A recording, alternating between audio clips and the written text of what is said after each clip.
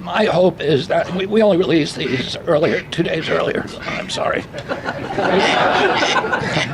Duck is also high in protein. It's back there, but we're going to have fires, food, water, a lot of people in masks, but people are coming out and expressing themselves. It kind of takes on almost a community civic event. I wouldn't say celebration, but it's a gathering.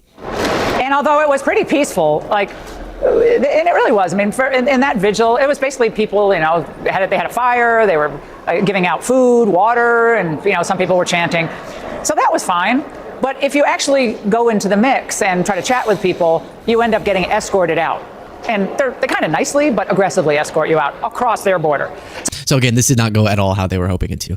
Happened in Minnesota. We had 6 prosecutors who suddenly decided they didn't want to support the men and women in ICE. One of them was busy doing a photo shoot with the New York Times while ICE was out there risking their lives. So they came, they said, we want to resign, but we want to use our annual leave up until April, meaning they wanted the taxpayers to pay for them to go on vacation because they decided they didn't want to support law enforcement. So the breaking news tonight, I fired them all. They're fired from the office. And our U.S. attorney there, Rosen, he's great. He was just confirmed 3 months ago. So he has his hands full. And that's what we're facing around the country, the deep state, in many of these offices. And we learned these people had been out there interviewing at liberal law firms prior to this. But I'll tell you what, from a personnel level, they'd be an HR nightmare. So people better look into them. One of them actually in 2022 defended BLM when they burned down a pawn shop and someone was murdered. Yeah, they want to be part of the resistance. Yeah, bring it on. They're not going to be working for Donald Trump and the Department of Justice any longer. But that's what we're up against, not only in Minnesota, but around this country. Caroline, earlier you were just defending ICE agents generally, and earlier on Secretary Noem spoke to the media, and she said, among other things, that they are doing everything correctly.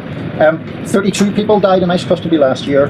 170 US citizens were detained by ICE, and Renee Good was shot in the head and killed by an ICE agent. How does that equate to them doing everything correctly? Why was Renee Good unfortunately and tragically killed? Are you asking me my opinion? Because an ICE agent acted recklessly and killed her unjustifiably. Oh, okay. So you're a biased reporter with a left-wing opinion. What do you want me to do? Yeah, because you're a left-wing hack. You're not a reporter. You're posing in this room as a journalist. And it's so clear by the premise of your question. And you and the people in the media who have such biases but fake like you're a journalist, you shouldn't even be sitting in that seat.